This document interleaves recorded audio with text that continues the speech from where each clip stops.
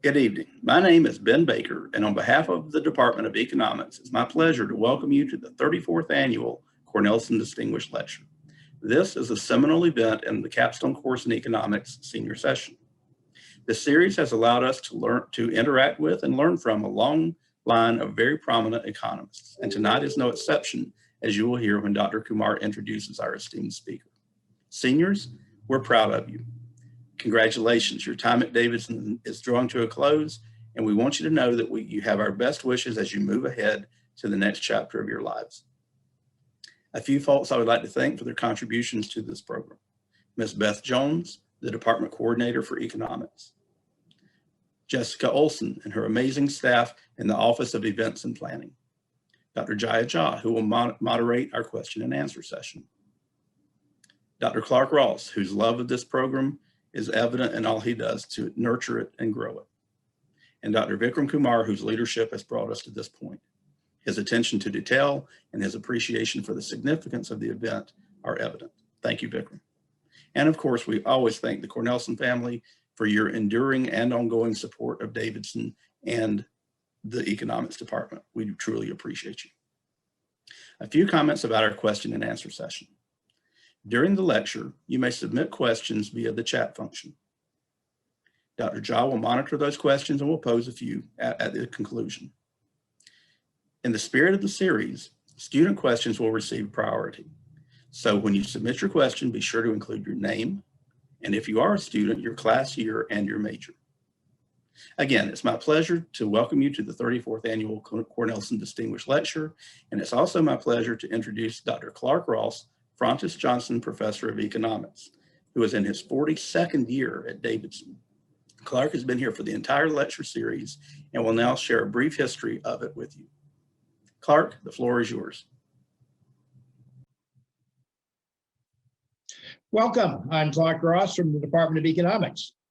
With great pleasure, I reiterate the warm welcome of Chairman Baker to this, our 34th Annual Cornelson Distinguished Lecture. This is one time when I'm delighted and proud to reveal the actual duration of my relationship with Davidson College. For in the mid-1980s, Charlie Ratliff, Louise Nelson, Peter Hess, and I worked with the gracious Cornelson family to establish this endowment that supports our senior session in economics. The pinnacle of this capstone course for our senior majors is the annual Distinguished Lecture. We thank especially George and Ann Cornelson, who with their family, particularly their two Davidson children, George and Woody, made this transforming gift in the early 1980s. We are hopeful that Woody, along with her alumnus husband, Shep Robinson, are here this evening. If so, a warm welcome to you, and perhaps to their son, John, who graduated in May 2018 as an economics major. Please join me in thanking, in an appreciative and enthusiastic virtual manner, the Cornelson family. Yes, today marks the 34th Cornelson Distinguished Lecture. I no longer can devote the time to list all of these individuals, but let me give you a flavor. Dr. Juanita Kress in 1987, formerly of Duke University and the Secretary of Commerce in the Carter administration, and a true and loyal friend to Davidson College, gave the inaugural Cornelson Lecture, challenging her then unknown Cornelson successors to show Davidson senior economics majors the relevance of their study in economics. In 1989, we had Jack Coleman, former Federal Reserve official and former president of Haverford College, a true pioneer for social justice, who used a sabbatical to live on the streets of New York to advocate for the homeless. For those whose interests lie in modern macroeconomic theory, that evening in 1995, when Nobel laureate James Tobin spoke, will forever be remembered. We had William Sandy Darity in 2000 from Duke University, esteemed as a leading economist with respect to issues of disparity, particularly racial. Greg Mankiw, respected Harvard economist and former chair of the Council of Economic Advisors with President Bush, was here in 2001. to remind us that markets have power and to ignore them risks both inefficiency and inequity. Claudia Golden in 2008, whose work on education and inequality has been a standard in that field, showed us how society, with effort and expenditure, can become more equal and just.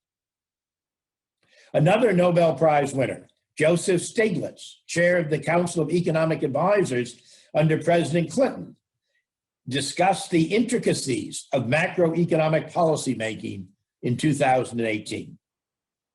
I think I can say with pride that this Department of Economics has respected that charge given us by Dr. Juanita Krebs in 1987 to use this distinguished lecture as a means to show our students how important is the work they have been studying. Let me close by again expressing the profound gratitude of generations of Davidson College economics students to the Cornelson family, and by calling upon our own eminent macroeconomist and former department chair, Dr. Vikram Kumar, who will introduce our 34th Cornelson lecturer. Professor Ross, thank you. As you know, the title of today's presentation is Accessibility, Affordability, and Innovation, Higher Education in a Post-COVID World.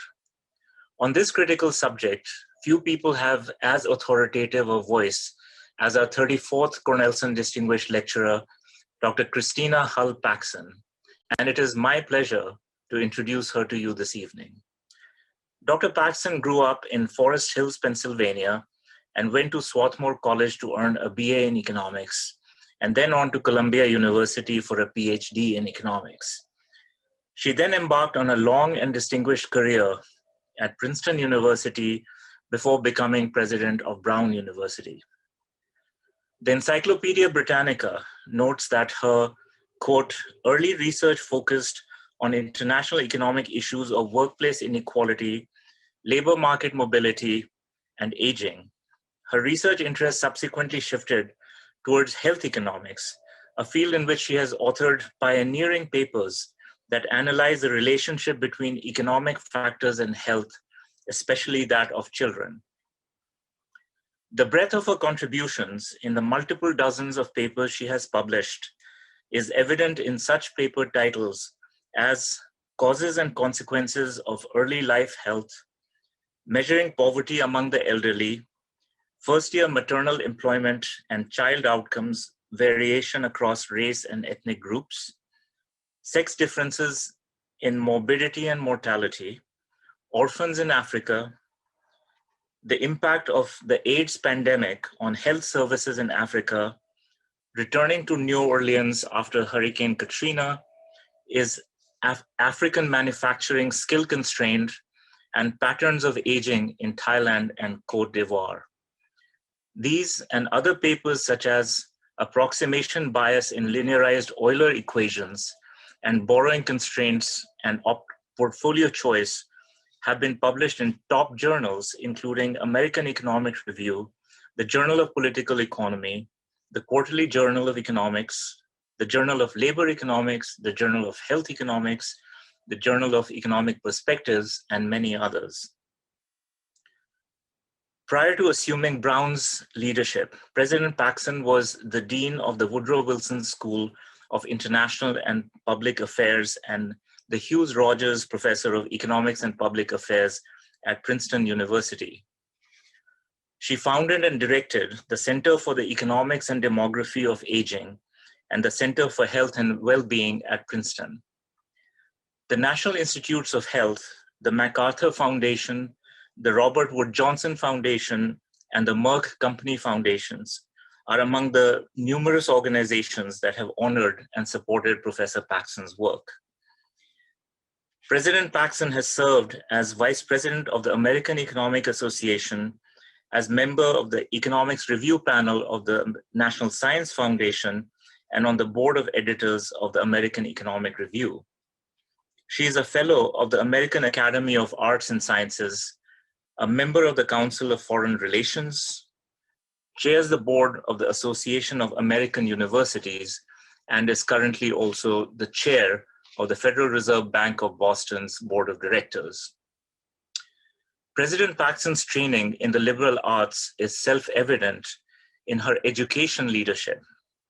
She has led the creation and growth of centers and institutes that connect top researchers and scholars to confront critical 21st century issues in areas spanning neuroscience, environmental and climate studies, international and public policy, humanistic studies, and translating science and technology to find treatments and cures for diseases. Under her leadership, Brown's public-private partnerships with government, business, and industry have anchored the ongoing transformation of the formerly depressed areas of downtown Providence and more. These are ways in which she has made and enabled others to make what President Quillen calls, and we at Davidson call, a disproportionate impact. In President Paxson's extraordinary accomplishments, we see concern for children and the elderly, the poor and the afflicted, an abiding interest in resolving issues of inequality and providing clarity on deep questions relating to racial and gender differences in economic and social outcomes.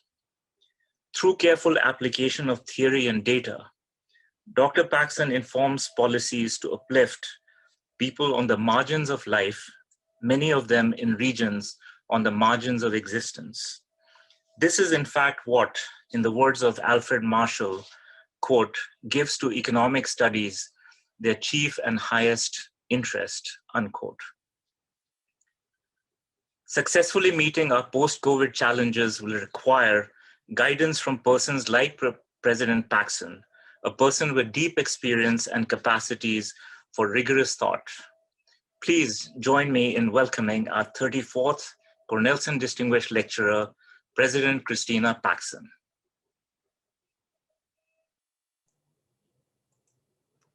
Thank you so much, Professor Kumar, for that very generous introduction. It is an honor to give this distinguished lecture.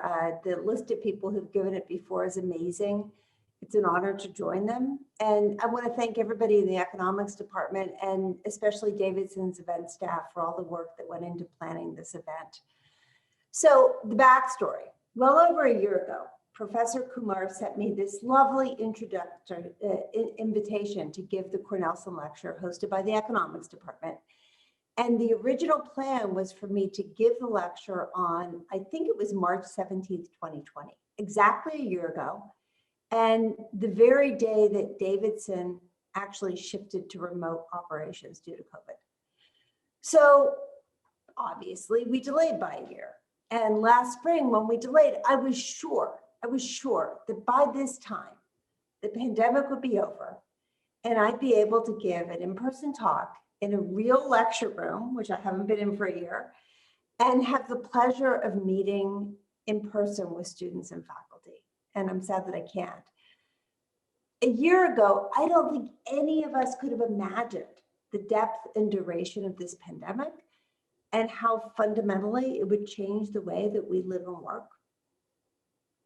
The pandemic has also resulted in a shift in the subject of my talk, and I will still focus on the economic landscape of higher education.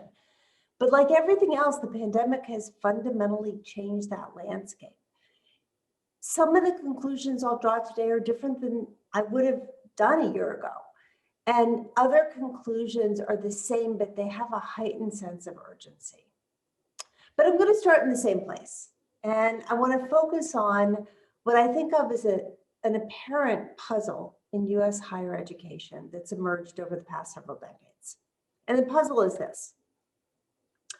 On one hand, we have excellent evidence, and I'll talk about some of it soon, that the economic return to graduating from college is very high.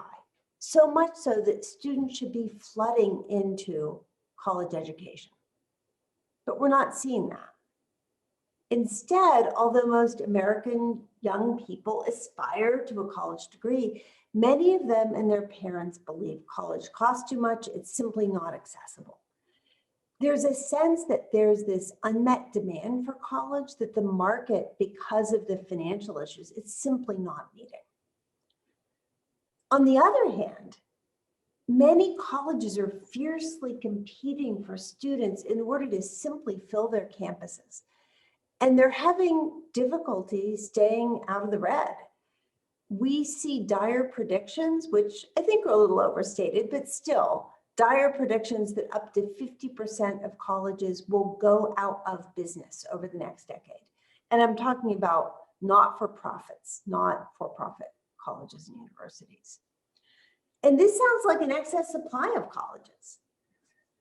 So, you know, an apparent unmet demand coupled with excess supply, it doesn't sit well with economists. It requires an explanation.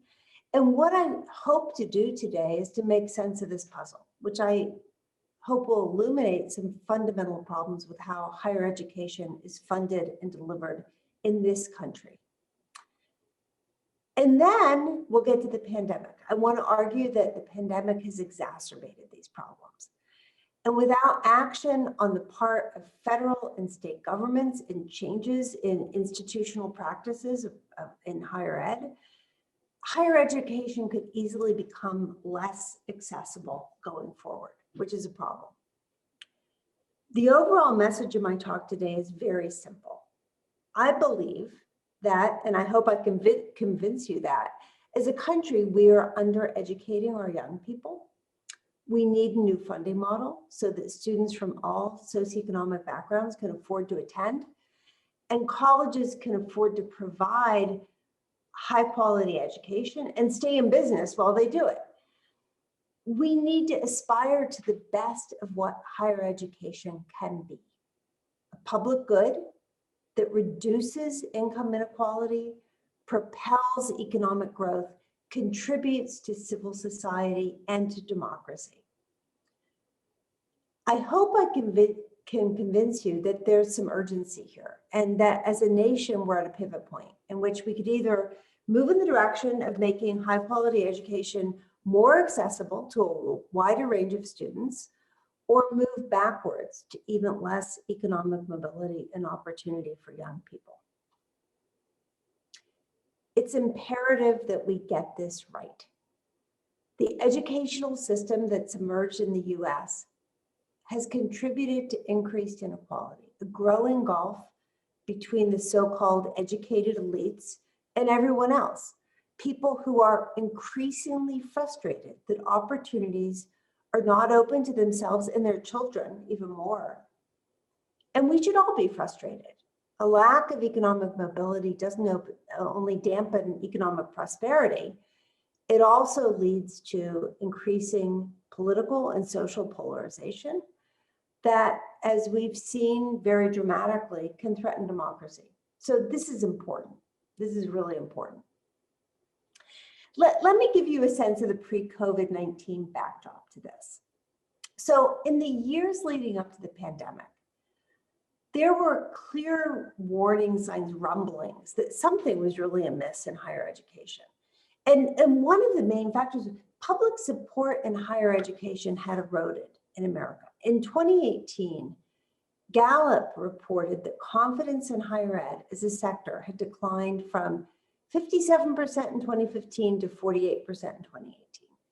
A poll from Pew in the same year reported that 61% of Americans, 61%, believed that American higher education was, quote, headed in the wrong direction. A college education was thought to be too expensive, too impractical, and among Republicans, more than Democrats, too socially and politically liberal. Gallup polls indicated that many were starting to question whether a college education was worth it. Among all adults, the fraction who viewed college education as being very important declined from 70% in 2013 to only 50% in 2015. And the decline among young adults, ages 18 to 29, was even more striking, 74% down to 41%. But there were also these funny contradictions in the data. So results from the 2016 high school longitudinal study showed that 60% of students and even more of their parents expected to receive a BA or advanced degree. And the varsity blues scandal, which now seems like a distant memory, 2019 illustrated that access to prestigious institutions was viewed by at least some as this kind of golden ticket that was worth bribing and cheating in order to obtain. So this is very contradictory evidence. So the first question I want to address is, are too few people in the US graduating from college? Simple question, simple question. For years, the US has taken great pride in being the world leader in higher education. And it's true that international students still flock to the US for high quality college education. I hope they still continue to come. But I believe that as a country, the US is undereducating its young people. And a good starting point for making that case is to see how the US compares to other advanced economies. And the data are concerning. So somebody's running some slides for me. Can you put them up and show the first slide? Figure 1, is it up? Okay, go to the next slide, please. Thank you. So what this figure shows, this is data from OECD countries from 2018, and it's for people from 2 age groups, 55 to 64 and 25 to 34. So roughly the older cohort and then the cohort that is roughly the age of their children. And what it reveals is that the US has experienced relatively slow growth in post-secondary degree attainment over the past 50 years. And the position of the US as one of the world's leaders in higher education has eroded. So the US fares well for the older cohort. Those are the darker bars. I highlighted the US there. So, you know, for the older cohort, it has the 3rd highest rate of post-secondary degree attainment in the world, in the OECD, I should say, only slightly behind Japan and Canada. But the story is different for the younger cohort. Slightly less than 50%, actually 49.4% of 25 to 34-year-olds in the US had a post-secondary degree in 2018. This is only a 6.7 percentage point increase from the older cohort, a very small increase if you scan across countries. 9 countries were ahead of the US in degree attainment for this younger cohort. And China, not in the OECD statistics, is zooming up and not very far behind. So, why aren't more American high school graduates going to college? And I should just note, we do pretty well in high school graduation. It's not that, it's the next step. What happens after that? Now, one idea I hear frequently when I talk about this is, well, you know, maybe 50% is the right number. Maybe college simply isn't worth it for those who don't attend. And this concept is bolstered by numerous articles in the popular press that question the, quote, value proposition of a college degree. Now, you can probably tell by my tone of voice, I think this idea is simply false. Even if we restrict ourselves to only looking at the economic value of college degrees, putting aside the larger benefits to society, the data showed that investing in college education is well worth it. So what I'm going to do is show you some data from the current population survey from 1992 to 2019. The data are for adults aged 25 to 64. And figure 2, next slide, shows the gap in the logarithm of earnings between people with different types of college degrees and people with just high school degrees. And this is for full-time, full-year workers, so people who are employed continuously. And they're adjusted for age and sex. So what the figure shows is very large earnings premiums for higher education. And with the exception of associate's degrees, which have enjoyed a very steady earnings premium between 20 and 30% from 1992 up to the present, they've risen over time for bachelor's degrees and graduate degrees. So the premium for people with a BA went from about 45% in 1992 to 55% in 2019. For graduate degrees, the increase was even larger, from 60% to 80%. So figure 3, next graph, that looks at the same data, but now for household income for all adults. And I actually like to look at income more than earnings for a number of reasons. It encompasses things like time spent unemployed or out of the labor force. It also reflects the fact that increasingly people with more education are, one, more likely to marry, and two, more likely to marry others who also have more education. So this kind of assortative mating just powers up the return to education. And here in this figure, what we see is that income premiums rose even more than earnings premiums. These increases in returns are large enough to offset increases in the cost of attending college, so that college continues, despite what you might read in the popular press, continues to be an excellent investment. Now, I've heard several counter arguments to this point, and I think it's important to address them.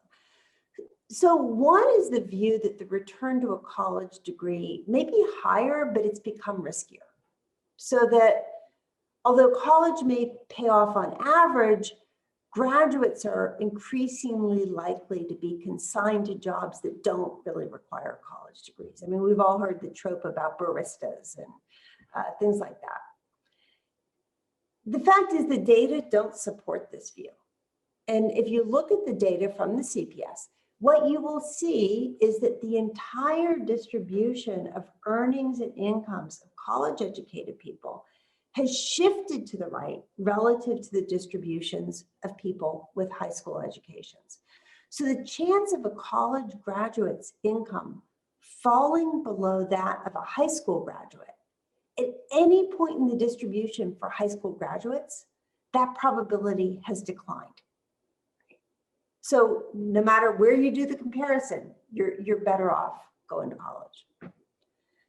A second counter argument, which I think needs to be taken with a little bit more seriousness, is that while average returns to attending college may be high, the return maybe the returns to, quote, marginal students. And when I say marginal, I mean students who are just at the boundary between going to college or not. Maybe those returns are much lower. So, okay, that's a fair argument in theory, and clearly there is heterogeneity in the return to college. There's good research that demonstrates that. And certainly there are people who choose to attend college on average have higher returns than those who don't. And certainly college isn't for everyone. I know that.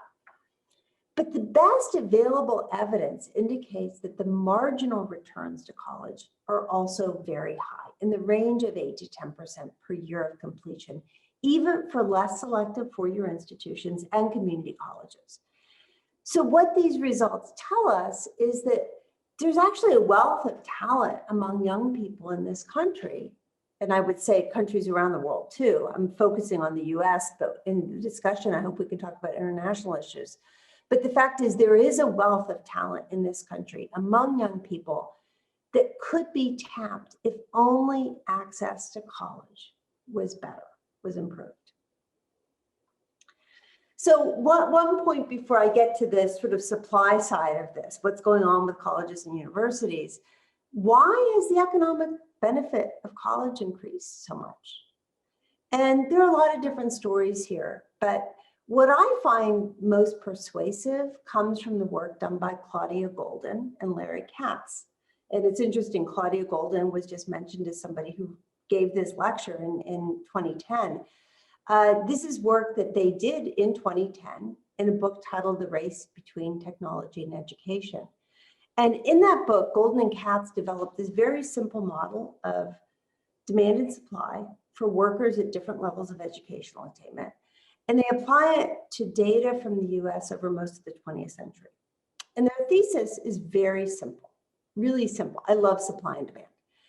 It's that shifts in technology that favor higher levels of skill shift the relative demand for more highly educated workers to the right.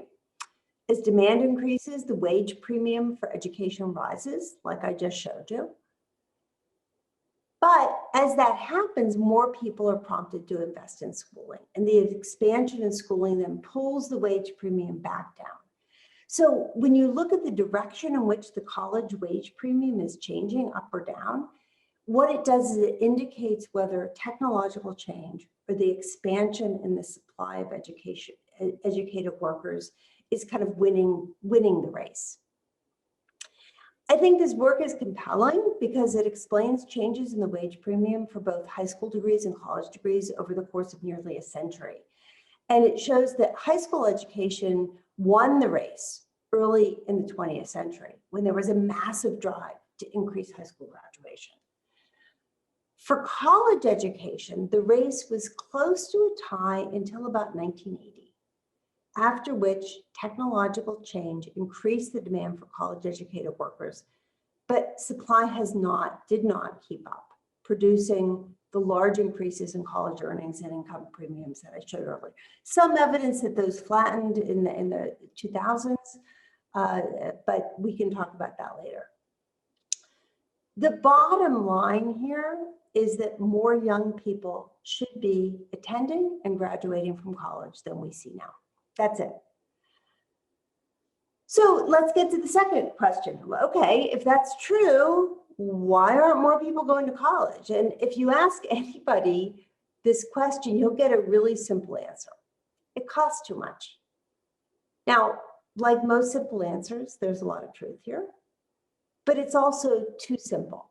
It doesn't capture the complexity of the higher education market that influences how much students pay to attend college and how they can finance it. In order to tell the story of how the market for higher education has evolved over the past several decades, it's important to establish a few facts. And the first concerns the types of colleges and universities that most students attend. Now, most of students who are here today, you're all at a selective private institution. I lead one of those too. And we tend to think about college education from our own perspectives. But the fact is, most students who go to college go to public institutions, 2 and 4 year. Almost 78% of first-time degree-seeking students in 2019 were enrolled at public institutions. 20% were in private not-for-profits. Only 2% were in for-profits. The number of students who attend selective private colleges and universities is even smaller. For example, just Ivy League, when I was in the Ivy League, we collectively enroll about 0.5% of all new undergraduate students each year. These numbers are important for 2 reasons. First, they make it clear that expanding the number of students who attend college has to involve, to a large degree, expansion in public colleges and universities. Private institutions can do a lot. They should increase access. They should improve affordability, absolutely. But the job of moving the needle on the numbers of students attending college has to fall primarily to public institutions. The second reason to focus on these numbers is really to recognize that publics and privates are financed in very different ways. And in nearly all institutions, one truth that most people don't realize is the actual cost of providing a college education in terms of faculty and staff salaries and maintenance and depreciation and all the things that go into it is actually less than what students pay to attend college on average. For private non-for-profits, this gap is made up for by gifts and grants and endowment income. For public institutions, the gap is made up partly by these things, but mainly by state subsidies to publics that average across the US at about $8,000 per student full-time equivalent. And what any individual student pays to attend college, the net price, may bear very little resemblance to the published tuition and fees, the sticker price, or the actual cost, and also to the actual cost of providing education. So I'm going to show you a very simplistic, maybe too simplistic example, figure 4. And this is something that shows the difference between the sticker price, the published price, and the net price, what families actually pay at 2 institutions. One is a need-blind private. You can guess where I got these data. And one is a 4-year state university in resident. Remember, I'm from Rhode Island. But what you see is you look at the sticker price for the need blind private, $80,000 a year for four-year state university in-state student, $31,000 a year. But when you take out the university scholarship, you take out the Pell Grant, I'm going to come back to Pell Grants, then you get a net price for a family with an income of $45,000 a year that is much lower at the need blind private than it is at the four-year state university. Things get reversed when you get up to middle income families, $175,000, where the net price is lower at the state university than for the need blind private. The fact is that, when people talk about the cost of college, they're not actually talking about the cost of supplying a college education. They're talking about what people pay, but often in very imprecise terms, because it's a little bit like buying seats on an airplane. Every seat may have a different price, and you don't know what it is. So figure 5 shows trends in inflation-adjusted sticker prices, the full cost of attendance for college who receives no scholarships or grants, and the net price, the cost of attendance netting out scholarships and grants. And 2 points here are important. The first is that sticker prices have increased more rapidly than net prices, right? So if you look on the left, they're scaled the same. Sticker prices have gone up really fast. On the right, the net prices, which is the average price that students actually pay, they've gone up too. But the big increase has been at public four-year institutions, the institutions where most students get their four-year college degrees. So why did this go up? What's going on?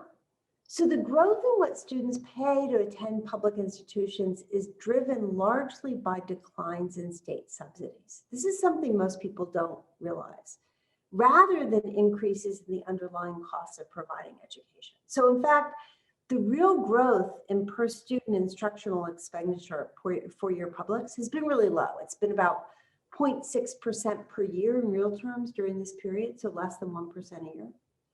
However, state subsidies were cut in the wake of the Great Recession. And by 2017, they hadn't recovered to their 2008 values. So figure 6, next slide. What figure 6 shows is on the left, you see an aggregate, how state subsidies for higher education have changed from 2008 to 2017. Big decline, some reversal, but not complete. And then on the right, what you see are the differences by state. Of course, you can't read this, it's an eye chart. But the one at the bottom is Arizona with a 53-point-something% decline in the subsidy for students and their families who attend public institutions there. So what's happened is that public institutions, because of declines in subsidies, have been forced to shift the burden of cost onto students and their families, who in turn have had to rely more on debt to finance college education, or they've decided not to go. It's really that simple. The story for private four-year colleges is somewhat different. When I talk about private, I'm talking about not-for-profits, not-for-profits. We can talk about for-profits in the Q&A if you want, but it's a small part of the market. So although the increases in net prices has been less at privates than at publics, it's still outpacing inflation. But at the same time, many of these colleges are having trouble covering their costs, and a growing number, even before the pandemic, were in serious financial trouble. The story is complicated, it's difficult to generalize, but many of these schools have been involved in fierce competition for an increasingly small pool of traditional college students, many from the Northeast. And they're doing this often by heavily discounting prices through offers of merit aid and investing in faculty and amenities to increase their competitiveness. They're sort of ramping up quality rather than reducing cost. And even with all this, even before the pandemic, many were having just trouble filling their classes. The financial pressures on both public and privates have been really severe. In 2017, Moody's downgraded higher education's credit outlook from stable to negative.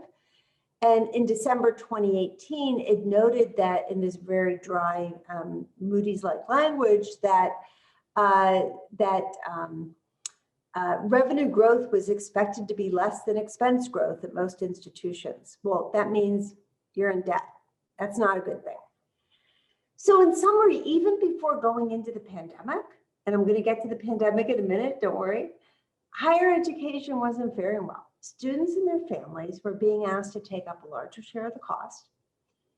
Many potential college students, unwilling or unable to take on debt, were simply not showing up. And colleges and universities, both public and private, were in increasingly difficult financial circumstances. So let's come to the pandemic. And, I want to acknowledge the pandemic has been so difficult for young people across the country. Many of the people who are attending this talk, it's been a tough time. It's been tough for higher education overall. And while we're not through it yet, and we don't have all the data, there are a few things that we already know. The first, which is very concerning, is that we've seen a drop off in college enrollment this academic year. And so this spring, undergraduate enrollment is down by 4.5%, and it's down by 5.3% for traditional college-age students, young people. Lower income students, first-gen students, have been more likely than others to drop out or not enroll at all. Now, this isn't what we see during a typical recession. Usually when there's a recession, the job market's lousy, and so people go to college. College attendance usually increases due to the lack of jobs. What we don't know yet is how many of these students who aren't enrolling will come back. And the evidence on this is not encouraging. Some research shows that fewer than a third of students whose college careers are interrupted ever complete a degree. So leaving or not starting is not a good sign. Second, we know that the pandemic has had serious financial repercussions for colleges and universities, and these are likely going to translate into higher prices for students in the future. So the cost of the pandemic in terms of foregone revenue and cost for testing and contact tracing and everything that Davidson is doing and other colleges are doing, these costs have yet to be fully totaled, but the estimates are in the range of about $120 billion, which is much less than the $22.7 billion for higher education in the last relief package. So it's been tough. And then a final thing that we know is that the economic return to higher education has risen during the pandemic. So a study by the San Francisco Federal Reserve Bank showed that although the gap in unemployment rates between those with high school degrees and college degrees had narrowed before the COVID pandemic, college has provided insurance against job loss over the last year. So look at figure, I missed figure 7. What was figure 7? Yeah, this is figure 7. So what this shows is unemployment by education level. And so you get up to about 2019 and there was narrowing of unemployment by education level. But then if we look at the right, we see job loss relative to working age population shares. And this is current February and May 2020. What we see is that job losses have been much higher for people with high school or less relative to people with bachelor's degrees or higher. This isn't surprising. The pandemic has rewarded people whose jobs can be conducted remotely and disadvantaged those who have to work in person. And there's differences in educational attainment across those groups. So in terms of Golden and Katz's race, technology and the people whose jobs rely on it have been the clear winners.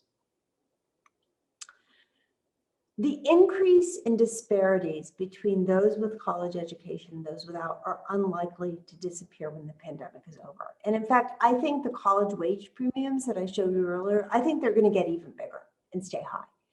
And the reason is that the pandemic forced companies across the globe to undergo rapid technological change. Over the past year, they've developed new ways of doing business, from digital payment methods to virtual events to a surge in e-commerce. And all of this reduces the relative demand for less skilled labor and increases the earnings of people with college degrees on average. There's some exceptions. It's very unlikely that these new business practices will be reversed when the pandemic is over. And, this is frankly great news for students at Davidson and Brown and other colleges. But it points to the urgency of growing the numbers of students who are going to college, right? It's pointing to this increased disparity. So the point that I want to make is that we're at a really precarious point. Students should be flooding into college now more than ever. But barring changes in how higher education is financed or how universities and colleges do business, the financial challenges that colleges and universities are facing will require pushing even more costs back onto students and their families. And this will in turn further discourage students from going to college, however valuable it is for them in the long run. And the country will increasingly lose its edge as a leader in higher education in the world. So that's my very pessimistic prognosis.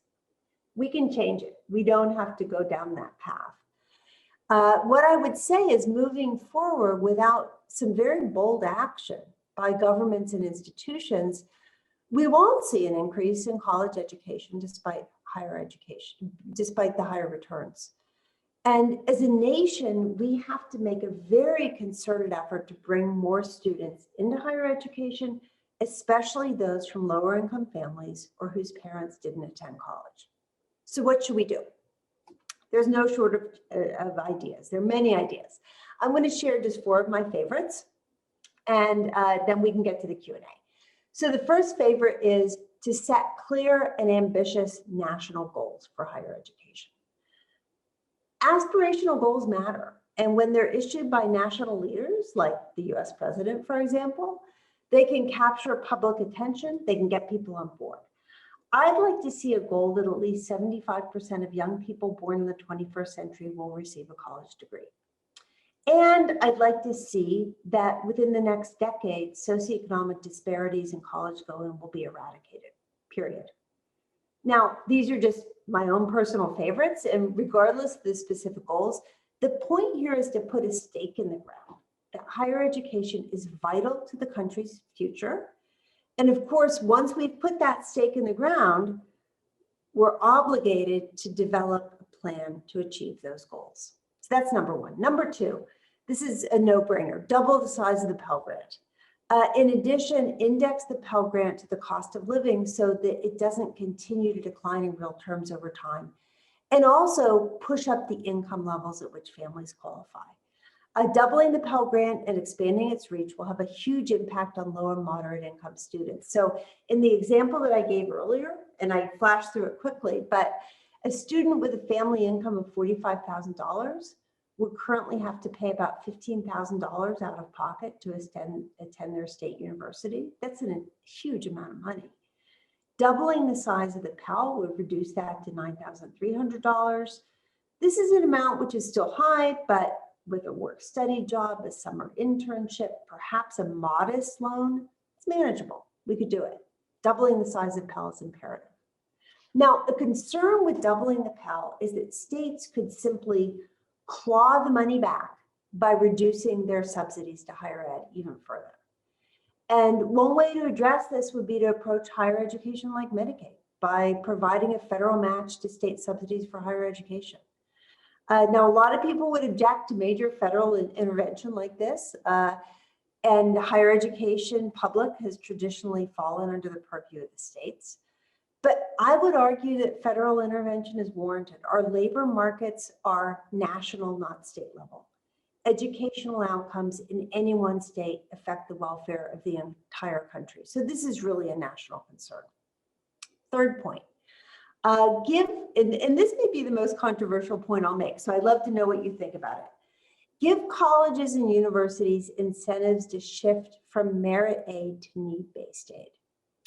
So since 2000, both public and private institutions have grown the use of merit aid in an attempt to court higher scoring and often more affluent students. I'm not talking about the merit programs that are really targeted to low-income students. I'm talking about broad-based merit programs, not the targeted programs.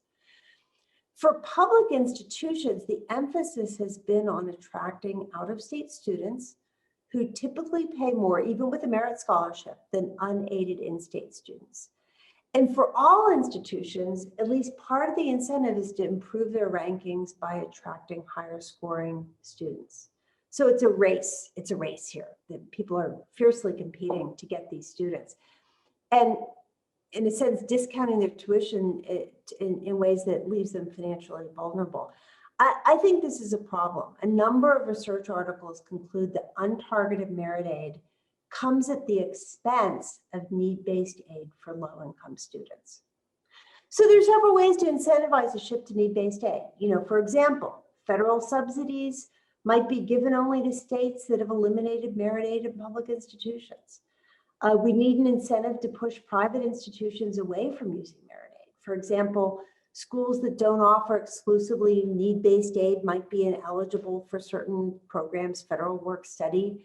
There are other things you could do. I'm not sure what would be best, but what we know is that private colleges and universities will have a very, very hard time, given the dynamics of the market, eliminating merit aid unilaterally. It would kill them. They'll run afoul of antitrust laws if they do it collectively, so some government action is needed here.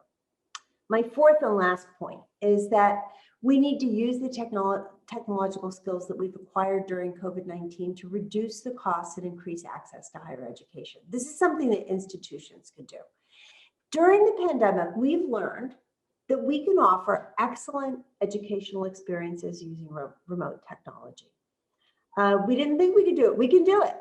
And over the past year, colleges and universities across America have produced thousands of high-quality digital courses.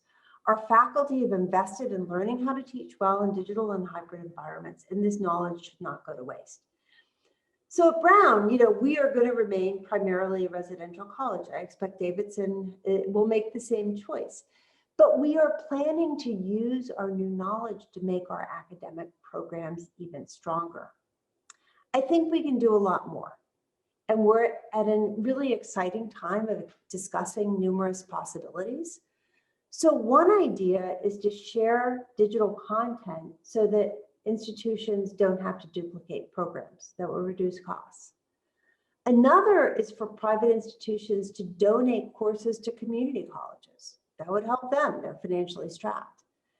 At Brown, we're exploring the idea of using digital course content to expand what are called last mile programs that make it possible for people who left college before completing their degrees to finish. Remember, only 30% do. We can do better than that. Another idea is to use digital content to provide education to people who are incarcerated. And finally, making course content available to high school students, especially those whose academic experiences have been marred by COVID-19, may be exactly what's needed to bring them into higher education. So these are 4 specific ideas. There's so many more. I haven't touched on student loans, for-profits, international students, a lot of other things we could discuss.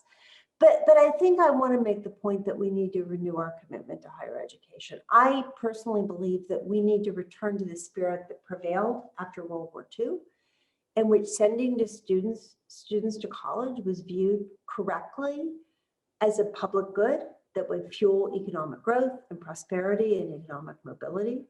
So, think of a GI Bill for the generation of young people who came of age during COVID-19. This is a national issue. It needs a national plan and the commitment on the part of public and private sectors to make it a reality. So thank you. I am looking to hear your questions, and I hope we have some time for them. Thank you.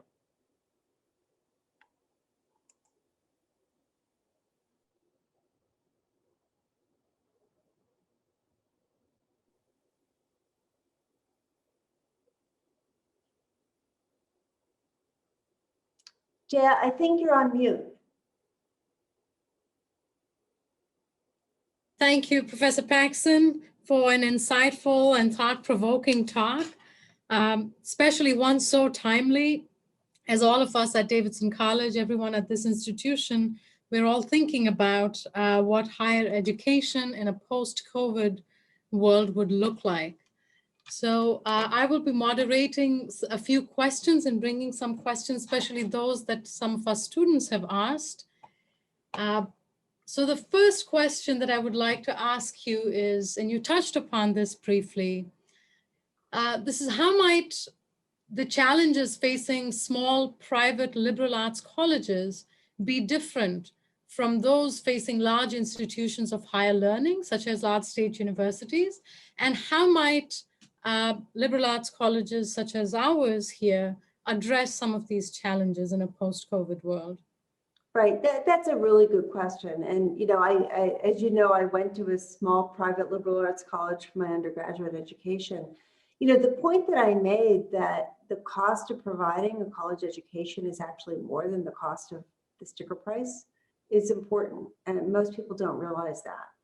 And so a lot of small privates are really, you know, they're struggling to make ends meet. They want to provide generous financial aid to low-income students. And, you know, unless they have large endowments or gifts from generous alumni, it's really hard to fill the gap. I think, you know, the government programs that I've been thinking about, like doubling Pell, are actually portable, right? They will help publics as well as privates going forward and help some of the small privates that have really been doing this merit financial aid thing to try to pull in wealthy students. It frees them from that trap. But I think that we need some outside intervention here, because what small liberal arts colleges are offering is incredibly valuable. Now, I have to say, we have to do our part. We have to say, okay, what can we do using the technology that's available now to keep costs down as much as possible, so that we can keep college affordable for our students? So it's all about affordability and accessibility, but just the basic economics of it mean that it's really hard to go it alone without some outside support. Thank you, Dr. Paxson. So here's a question from one of my students. We would love to hear your thoughts on if the pandemic will impact higher education institutions, and how particularly how it will impact their ability to attract international students. Specifically, do you think that international students may resort to some of these digital content measures that you have suggested and that institutions are now considering? And how might colleges and universities respond broadly to attract international students? Yeah, I am so glad somebody asked that question, because I didn't really cover it in my talk, but I think it's so important.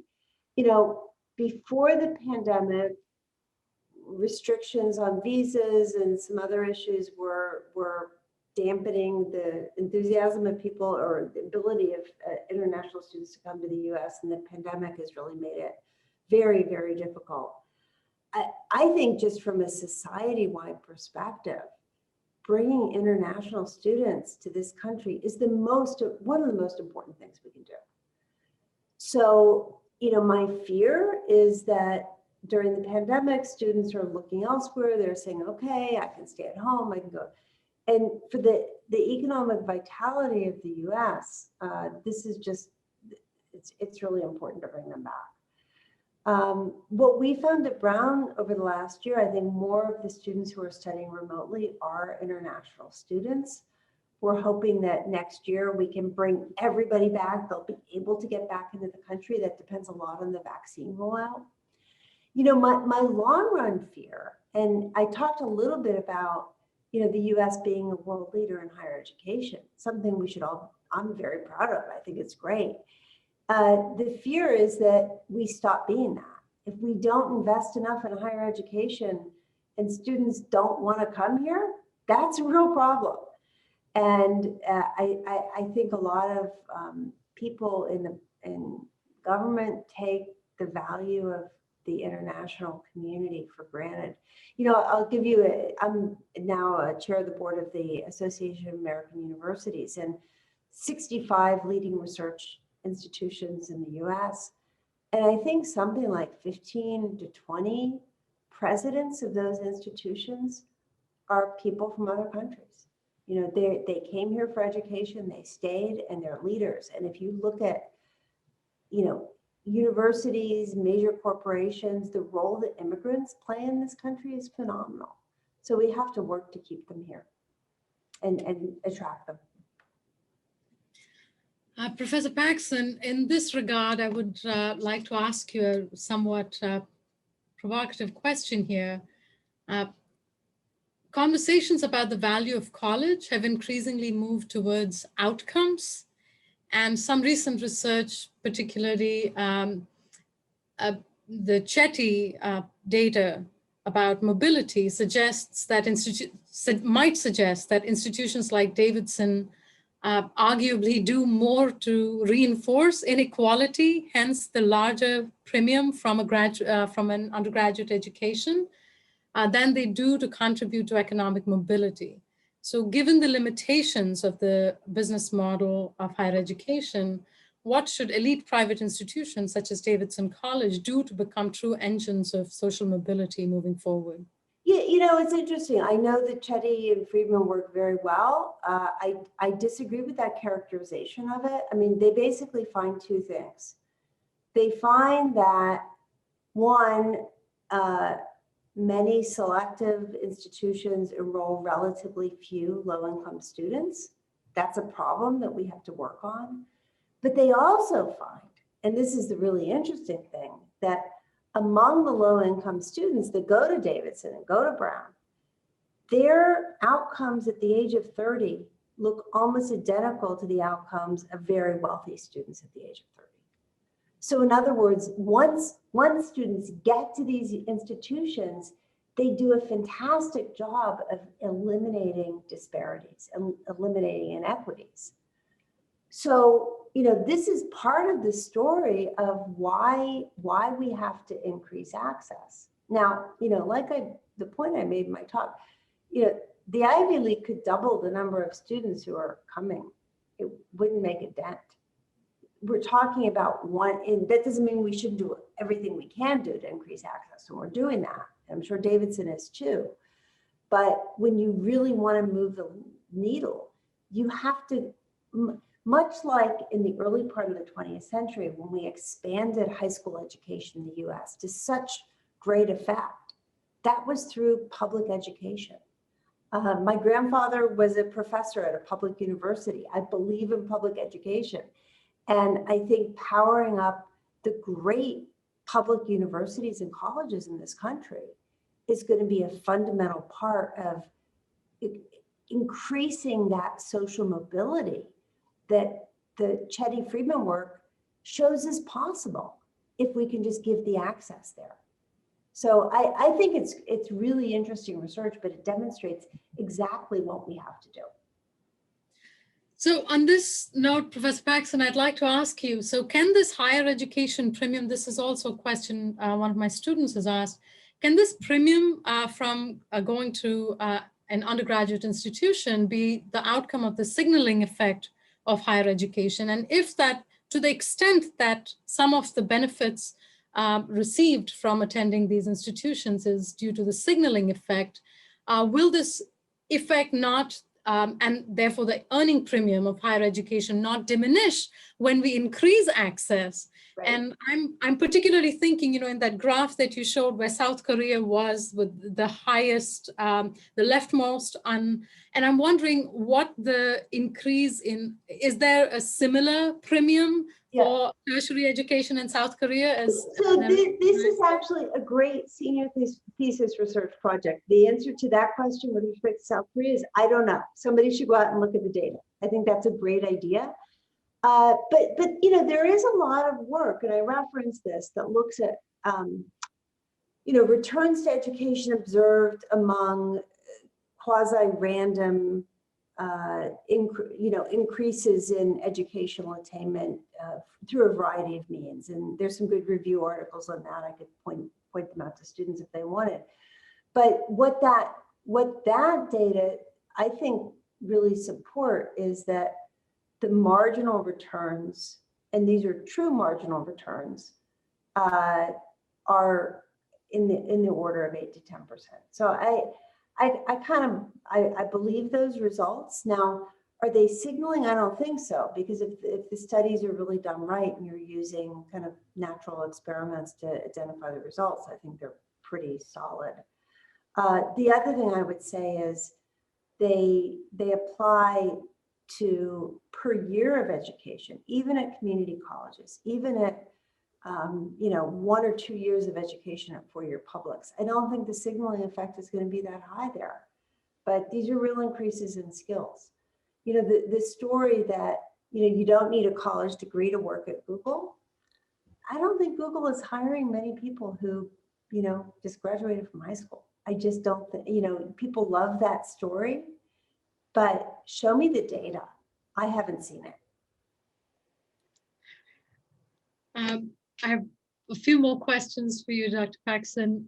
So you alluded to this, and since you didn't have time, so we can hear your views on student debt forgiveness proposals that have been suggested. What are your thoughts on that, and how might that impact the perception? In the beginning, you had said that there's a gap between the two views about the value of higher education. So how might student debt forgiveness proposals impact? I'm going to say my views on college debt have really changed. And even though I don't like the debt forgiveness models that much, but if you're kind of just, put your economics hat on, you say, okay, the return to this degree is 8 to 10% a year. That's a better return that you can get in other things. It makes sense. If you can borrow at 2% and make 8%, go do it. So it's rational to borrow on average, right?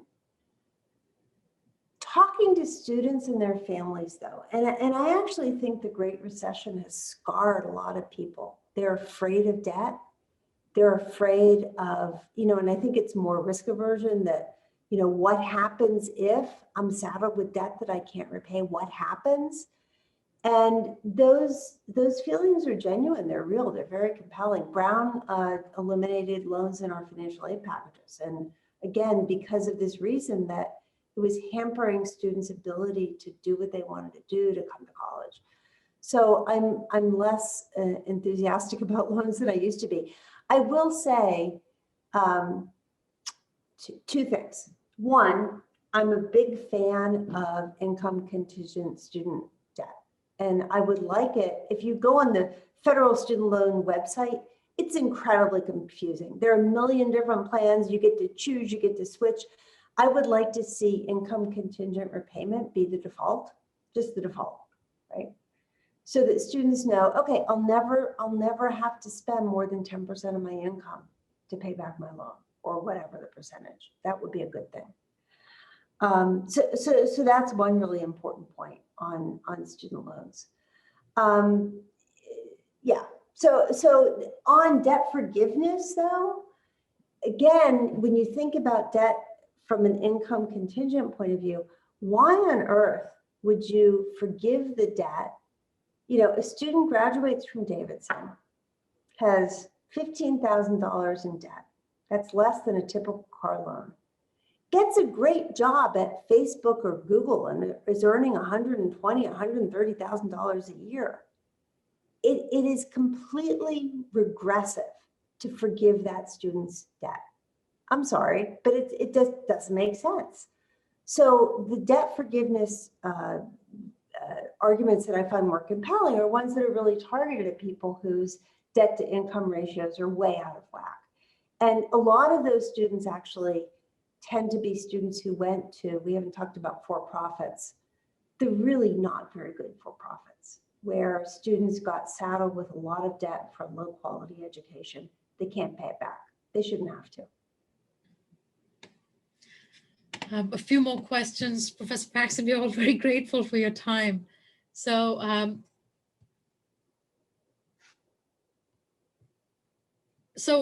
some hesitation to higher education from parents and students may be due to the impression that colleges and universities have lost their focus on, quote, truth seeking, and have become, quote, bastions of liberal dogma. So there's anti-intellectualism. that are hostile to conservative views. What actions, first of all, do you think that there is weight to these perceptions? And if there is, what actions do you recommend colleges and universities take to dispel these impressions among the general public and parents? Mhm. So I think that's a really good question. And it's one that's been, I think frankly, it's part of the culture wars that are taking place more broadly across the US. There's a lot of media hype. A lot of it is overblown. I'm personally very committed to maintaining a campus where there is true freedom of thought. It's in our charter. It's longstanding principle of the university. I'm sure it is at Davidson as well, and that we respect views, wide range of views. People can't be hostile to we don't. Harassment and discrimination is not okay. Absolutely not okay. But free exchange of ideas is where we should be. I've been very public about this. I've written op-eds about it, and it's very hard to dispel the notion that universities and colleges aren't sort of these bastions of liberal ideology and that we're brainwashing students. I actually think at this point, we just need to do our work and ignore it. I mean, it's just there's a lot of chatter around the edges. We have to make sure that our students get great educations. We have to make sure that they learn how to think critically and analytically. That's what we do. And let's do it. I'm kind of frustrated by the whole thing, as you can tell. You're laughing. So tell me why you're laughing. Well, I really liked your suggestion about just doing our work. I think that's when there's a lot of, there may be some genuine perceptions about becoming bastions of, liberal dogma. There may be some concerns like that, but I had to stop reading news in order to drown out some of the chatter, and I have to read very specific news from certain sources that I like, disagree with, but still respect. And honestly, I think your idea that, we just have to do our work. So as teachers, as educators, we have to, I know that all of my colleagues teach with the most open-minded manner. They are willing to engage with a variety of student opinions and standings. And I think ultimately education is a process of development of one's intellect. So I really, when you said that, I immediately laughed because it appeals so much that we should just get down and do our work. Yeah. This may be an unpopular view, and I understand that that's a privilege I have of not being an administrator. So Professor Paxson, I have one last question for you, in keeping in mind the time. This question came up from every one of my senior students, and this is something that I have, especially in the last 3 weeks, experienced with a number of my students, certainly with seniors, but also students in other years of their college. Whatever the post-COVID modes of teaching, whatever it portends for the modes of teaching, do you see that we might be losing the Socratic method of teaching, where we all gather, the students are with teachers, students learn from one another, and what's at stake there? I think that's a really good question. And, I grew up in the small seminar, and I love the small seminar. I would hate to see that go away. I'm actually teaching this summer a first-year seminar, and it'll be hybrid. So some of my students will be away and some will be in the classroom. And I'm really, I guess what I don't want to do is prejudge the idea that the Socratic method can't work in a virtual world, because I'm in my early 60s, right? What do I know? Right? I could make judgments that turn out to be completely wrong. So I need to experiment and see. I think we need to see where this goes. But I do think it's really important that we pay attention to make sure that we're not losing really valuable things along the way. And it's the intellectual exchange, it's the ability to disagree with people while you're still being kind to them. I think that's harder online. And it's a sense of community that people in this country, I think coming out of COVID, really want. They want to be connected to other people. And that need for human connection is vital. So I don't think, and I will also say, when I talk to parents and I say, how many of you love having your child going to college, sitting in their childhood bedroom? Nobody wants their children there. They want them to be free, right? So I don't think residential college education is going anywhere, but I think there are things we can do with the technology that will be complementary and enhancing to it, not replacing it. That's at least where I think we're going. Dr. Paxson, thank you so much for this stirring talk, on behalf of my economics department. And I would like to extend my sincere gratitude to you for this wonderful talk and such a timely talk as well. Thank you. It's a pleasure to talk to you. Thank you. Take care. Take care. Goodbye.